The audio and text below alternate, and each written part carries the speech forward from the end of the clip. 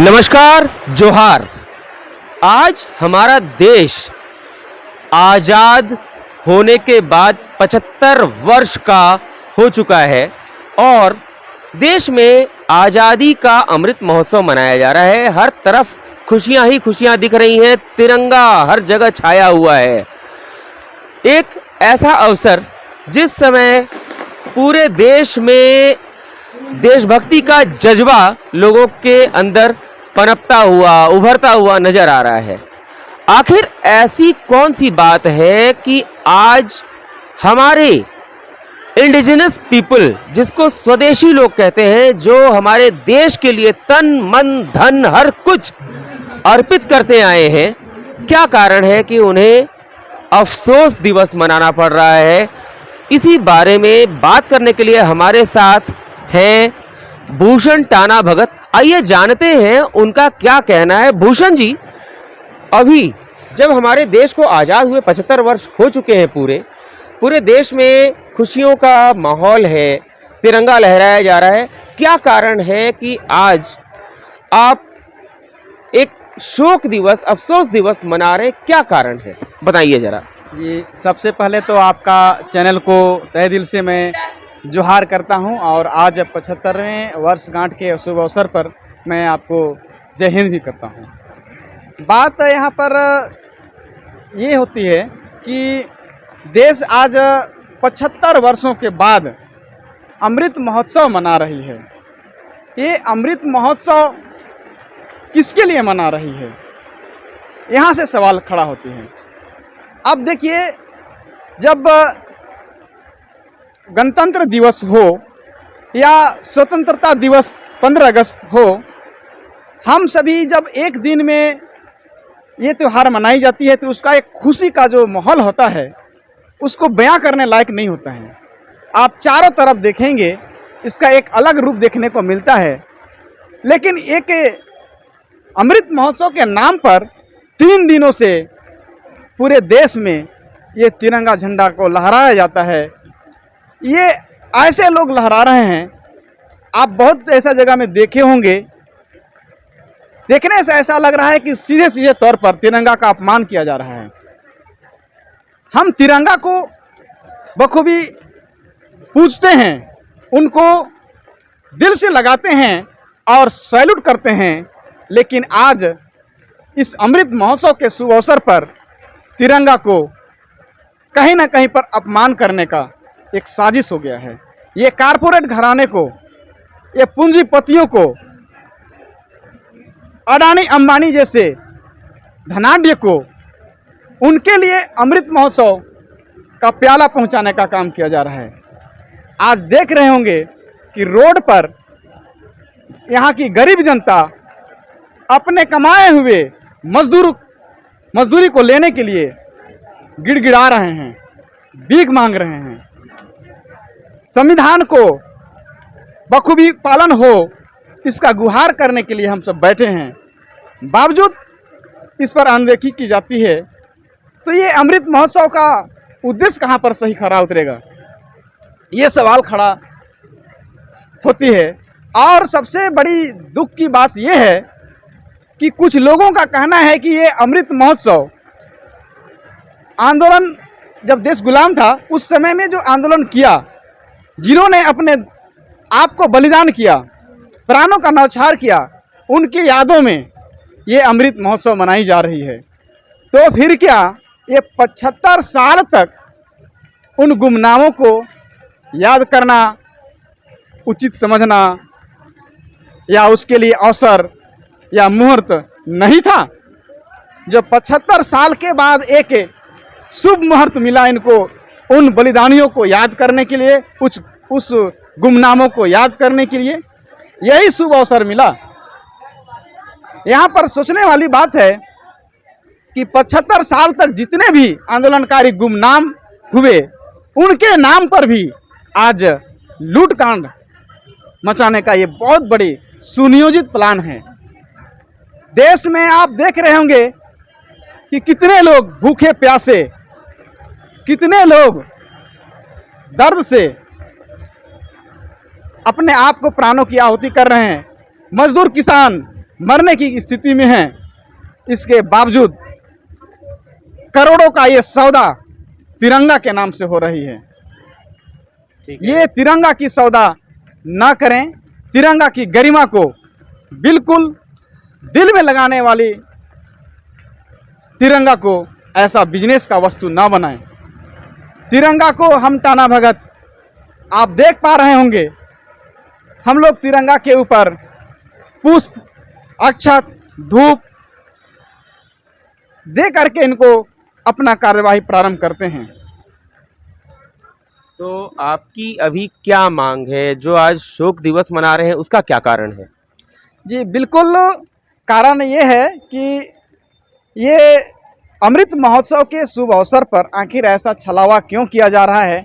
हमारा गांव के गरीब मजदूर किसान त्राहिमाम है और आप अमृत महोत्सव मना करके क्या मैसेज देना चाह रहे हैं, तो ये अमृत महोत्सव मुझे पचा नहीं।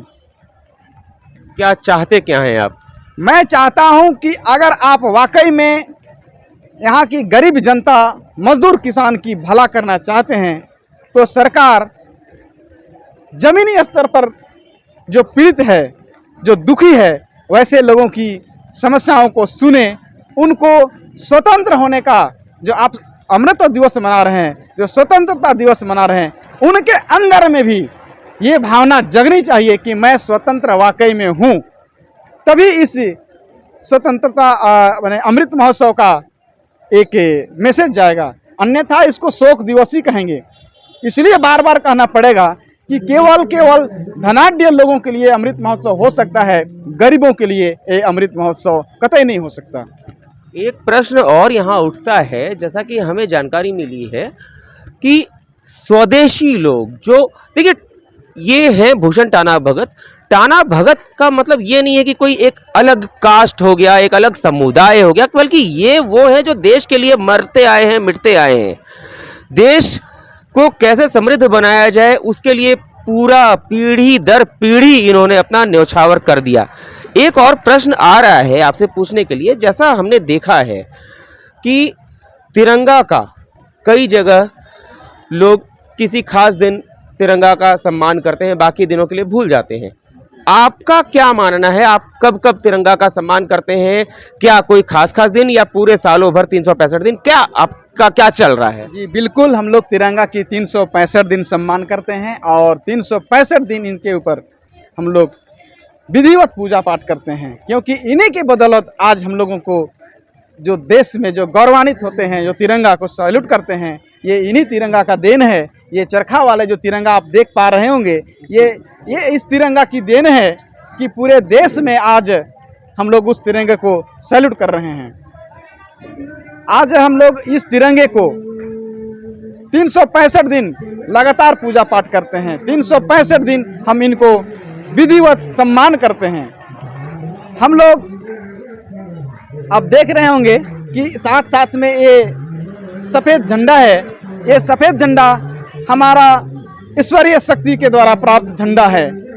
साथ में हम लोग तिरंगा झंडा को रखे हैं। इससे साफ स्पष्ट हो जाएगा कि हम अपने ईश्वरीय शक्ति के जैसा इस झंडा को मानते हैं। मतलब इस झंडा ही हमारा आत्मा है, ये झंडा ही हमारा सब कुछ है।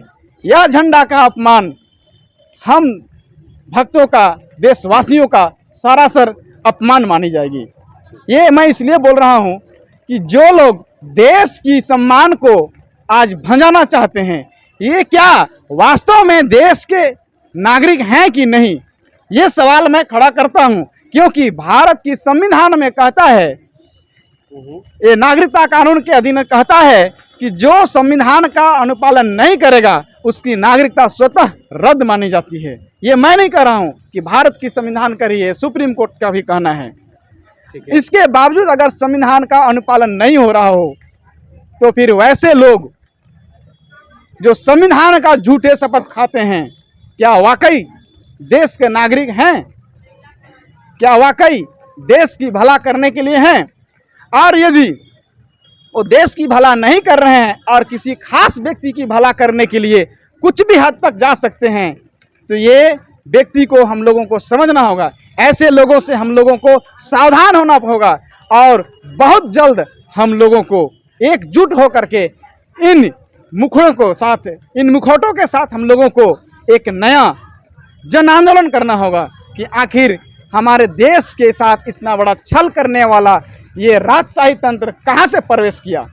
ठीक है, तो एक बहुत बड़ा जन आंदोलन करना होगा, जैसा इन्होंने साफ साफ कहा कि आज तिरंगे के नाम पर, आज़ादी के अमृत महोत्सव के नाम पर एक छलावा हो रहा है, एक खास वर्ग को, खास पूंजीपति समुदाय को बढ़ाया जा रहा है, आगे बढ़ाया जा रहा है।